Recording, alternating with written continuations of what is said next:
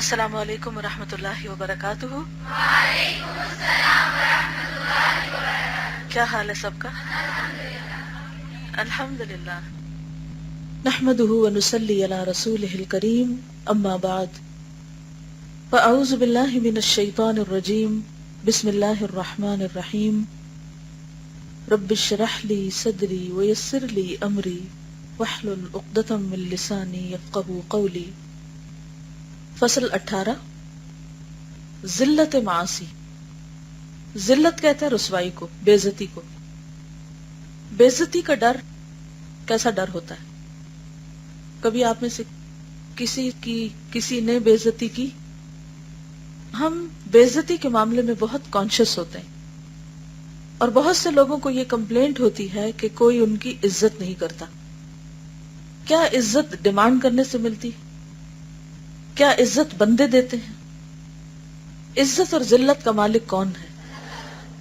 اللہم مالک الملک تؤتی الملک من تشاء وتنزع الملک ممن تشاء وتعز من تشاء وتذل من تشاء بیدک الخیر انک علی کل شیء قدیر۔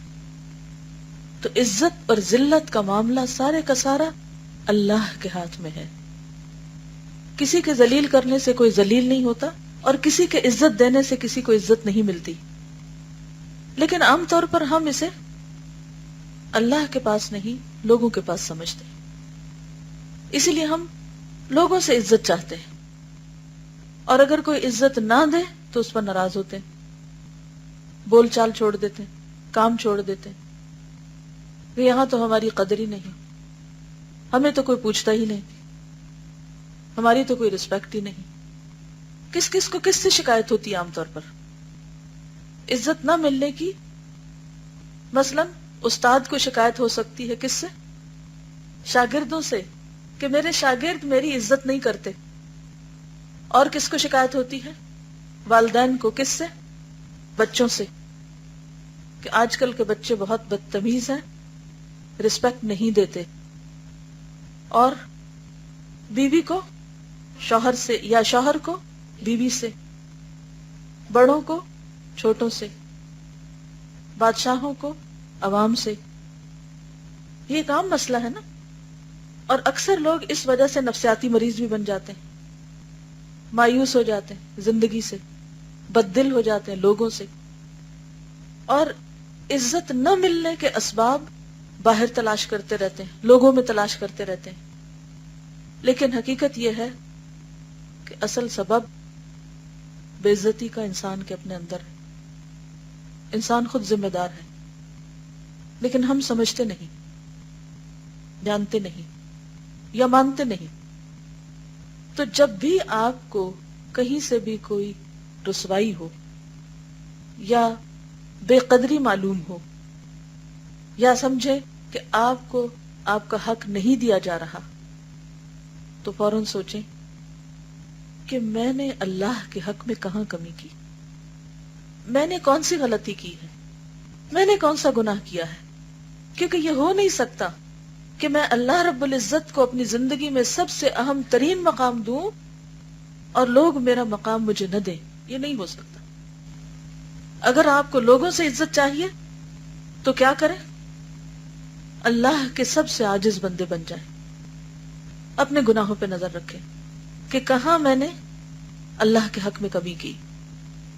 یہ لکھتے ہیں کہ بندہ گناہ کرنے سے پروردگار عالم کے نزدیک بے وقت ہو کر اس کی نگاہ سے گر جاتا ہے۔ گناہ بندے کو اللہ کی نظر میں ذلیل کر دیتے۔ اس کو آپ کیسے سمجھ سکتے؟ مثلا جب کوئی شخص آپ کی بات نہ مانے، کوئی آپ کی بات نہ مانے، اطاعت نہ کرے، تو کیا آپ اس کو عزت اور احترام دیں گے؟ نہیں دیں گے نا۔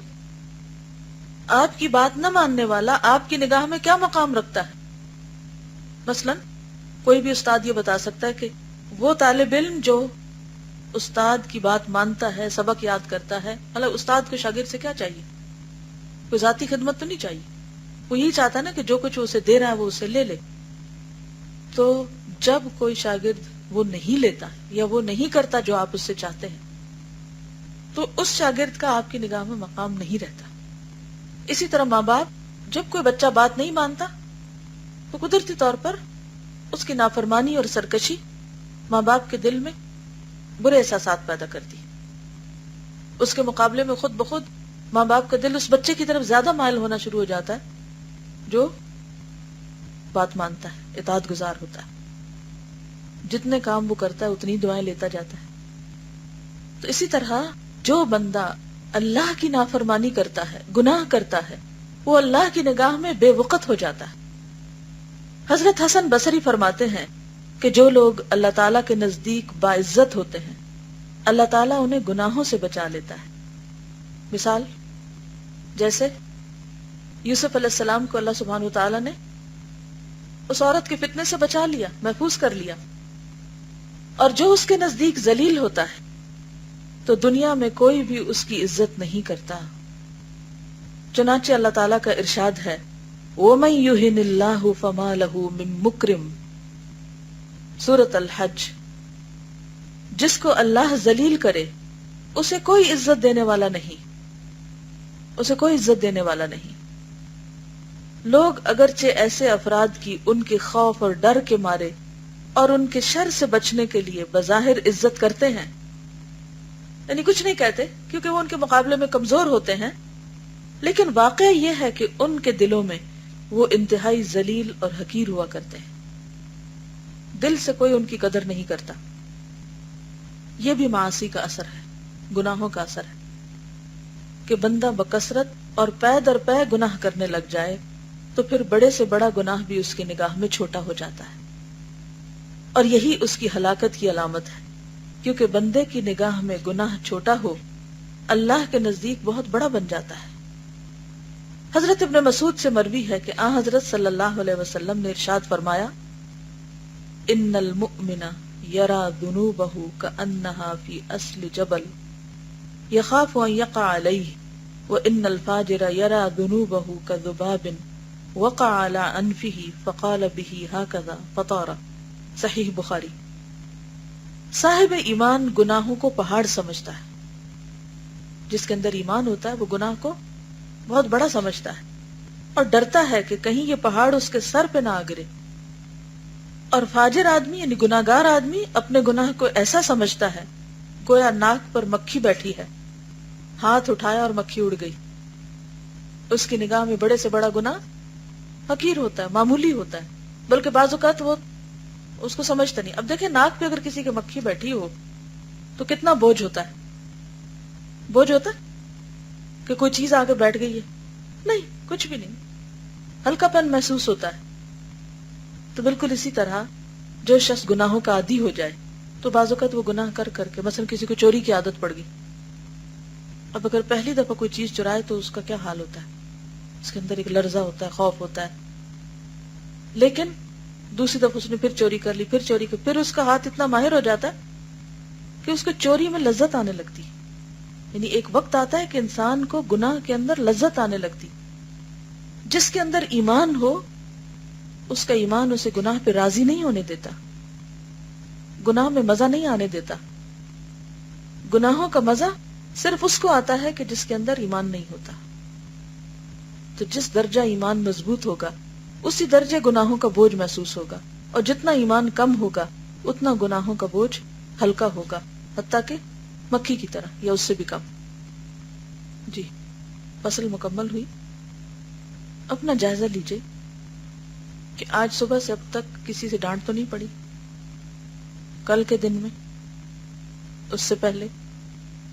اپنے دل کو ٹٹولیے کہ کہیں کوئی ایسا غم تو نہیں بھرا ہوا، کوئی غصہ تو نہیں کسی شخص کے خلاف کہ اس نے میری بے عزتی کر دی، اس نے میرے سے اچھا سلوک نہیں کیا. ٹٹولیے اپنے آپ کو، پھر وجہ معلوم کیجئے. ہو سکتا ہے کہ آپ کو وجہ کیا نظر آتی ہے کہ دوسرا شخص بڑا ظالم ہے، بہت ہی مین ہے، بہت برا ہے. لیکن سوچئے کہ اس برے شخص کو اللہ نے آپ پر کیوں مسلط کیا، آپ پر کیوں طاقت دی، آپ پر کیوں قوت دی کہ وہ آپ کے ساتھ ایسا کرے. اس کے دل میں آپ کی ہیبت کیوں نہیں تھی، اس کے دل میں آپ کا روب کیوں نہیں تھا، آپ اس کے سامنے اتنے بے وقت اور ہلکے کیوں ہوئے. کیا میری بات سمجھ آ رہی؟ مجھ سے ایسا کون سا گناہ ہوا کہ جس کی وجہ سے میری قدر اس کے دل سے نکل گئی؟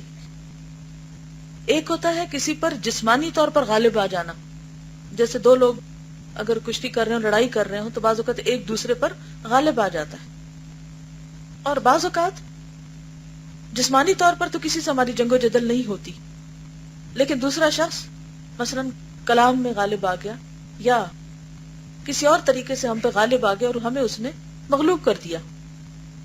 قرآن مجید میں کوئی ایسی آیت ہے کہ جس سے یہ پتا چلے کہ تم ہی غالب رہو گے اگر تم مومن ہوئے؟ جی آپ فرمائیے۔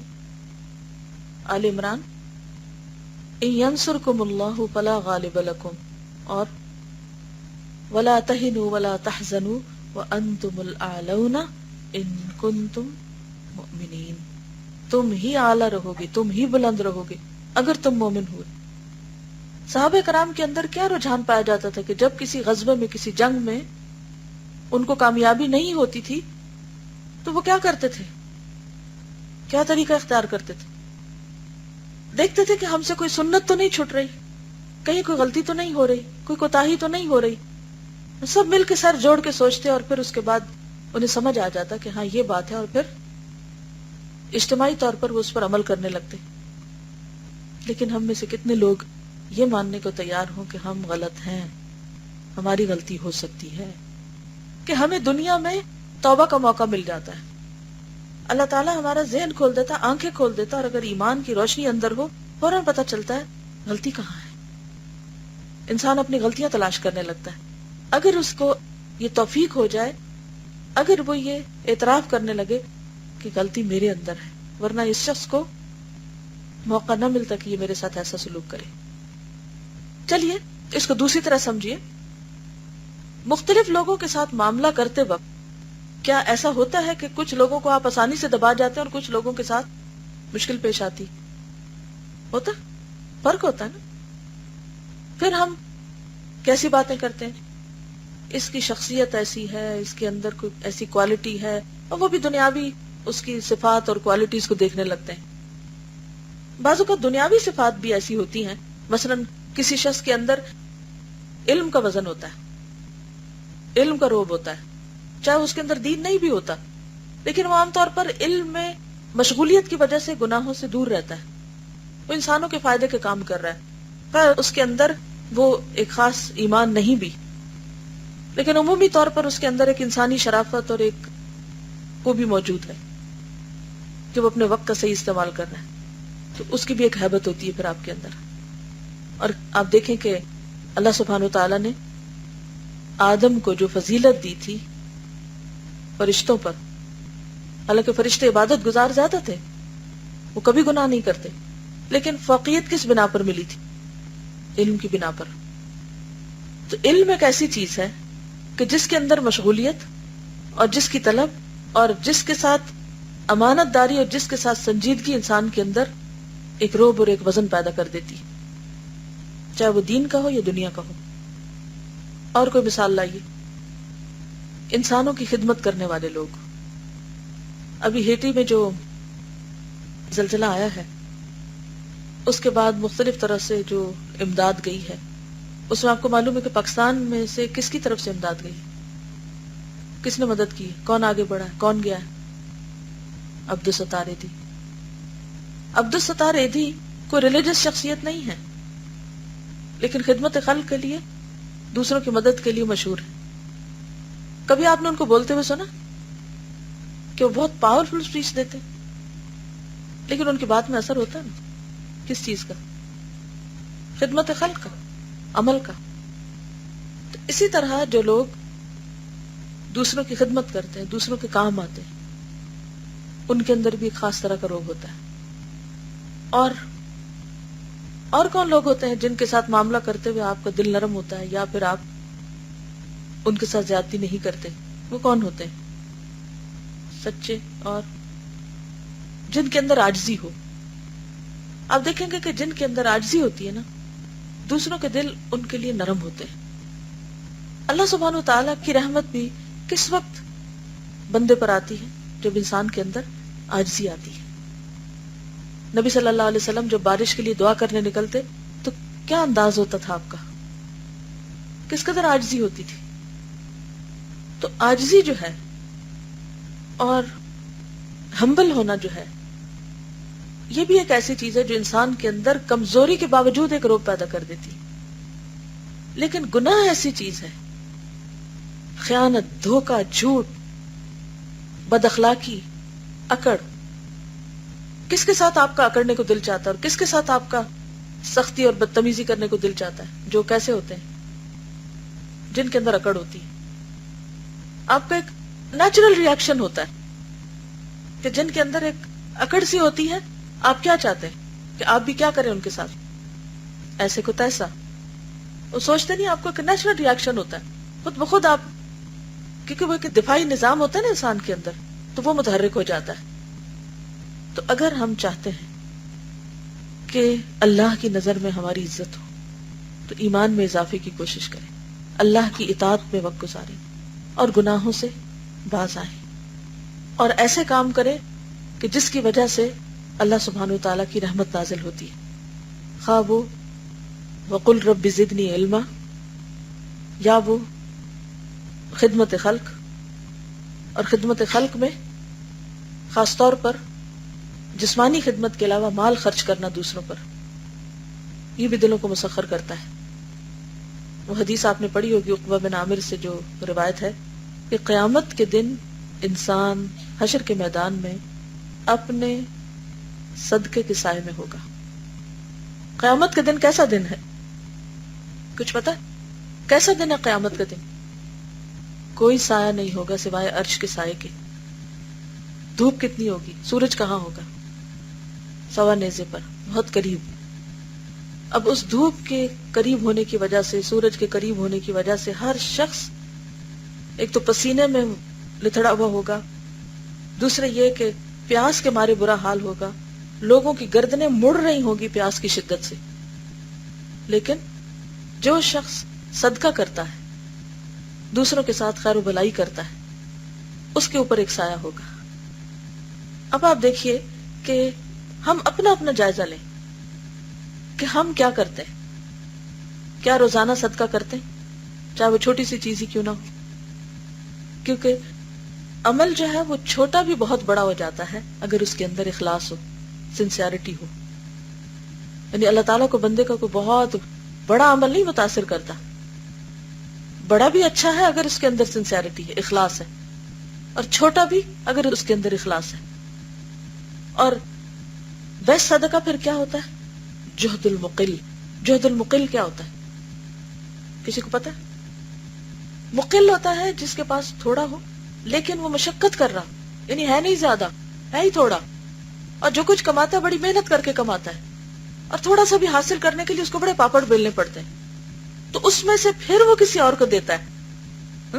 کیونکہ ہم اپنے آپ کو اکثر کیا کہتے ہیں کہ ہمارے اپنے پاس نہیں، ہم دوسروں کو کہاں سے دیں. اس وقت ہم زیادہ پروٹیکٹو ہو جاتے ہیں نا. لیکن جو شخص اس وقت دے سکتا ہے اس کا صدقہ بیسٹ صدقہ ہوتا ہے، چھوٹی سی چیز. اور اگر نہیں کوئی بھی چیز آپ کے پاس دینے کے لیے کسی کو، تو کیا دے سکتے ہیں آپ؟ کیا کر سکتے ہیں؟ جی ہاں، اور کچھ بھی نہیں. اگر بالکل ہی کچھ نہیں، دعا بھی نہیں دے سکتے، اسمائل بھی نہیں دے سکتے، بات بھی نہیں کر سکتے، تو کم از کم اپنے شر سے دوسروں کو محفوظ رکھیں. یہ بھی صدقہ ہے. کسی کو تکلیف نہ دے اگر خیر نہیں کر سکتے کسی کے ساتھ. لیکن یہ یاد رکھیں جب کبھی دھوپ ستائے اور جب قیامت کے دن کا، حشر کے دن کا امیجن کریں اور آپ کو چھتری کی طلب ہو، جس کسی نے حج کیا ہو یا عمرہ کیا ہو، اور وہاں کا دن اگر آپ کو یاد آئے کہ کس طرح دل چاہتا ہے کہ کچھ نہ کچھ سر کے اوپر سایہ مل جائے، تو فوراً سوچیں کہ میں نے اپنا سایہ کس طرح اس کو تھک کرنا ہے، کیسے بڑھانا ہے. لیکن اگر صدقہ کر کے آپ نے احسان جتایا تو سب چٹ، سب صفا. تو عزت کے معاملے میں کہ لوگ ہمارے ساتھ بدسلوکی کرتے ہیں، یہ شکوہ جب تک کرتے رہیں گے جب تک اپنے آپ کو ستاتے ہی رہیں گے، روتے ہی رہیں گے، غمگین ہی رہیں گے. اور غم اور حزن اور ہم سے تو اللہ کے رسول صلی اللہ علیہ وسلم نے پناہ مانگی ہے، پناہ مانگی ہے اس سے. کیوں؟ تاکہ انسان کچھ کرنے کے قابل ہو. ورنہ قیمتی ترین زندگی انسان کی اسی میں ضائع ہو جاتی، ادھر روتے دھوتے، ادھر مسئلے مسائل کرتے، ادھر غم کرتے، ادھر. اور پھر کیا ہوتا ہے؟ اس سے اور بہت سی بلائیں ساتھ شامل ہو جاتی ہیں، علائشیں. کبھی انسان غیبت کرتا ہے، کبھی انسان الزام تراشی شروع کر دیتا ہے، کبھی انسان نیکی کے کام سے دور ہونے لگتا ہے. تو اس لیے بے حد ضروری ہے کہ انسان خوش رہے، اور خوش رہنے کے لیے ضروری ہے کہ انسان اپنے اندر عاجزی پیدا کرے. دوسروں کا دل جیتنے کے لیے ضروری ہے کہ انسان دوسروں کی خدمت کرے، دوسروں کے کام آئے، دوسروں کو معاف کر دے. پھر آپ دیکھیے کہ خلق کے دل میں بھی آپ کی کیسی محبت اور کیسی عزت ہوتی ہے، اور اللہ کے ہاں بھی کیسا مقام ہوتا ہے.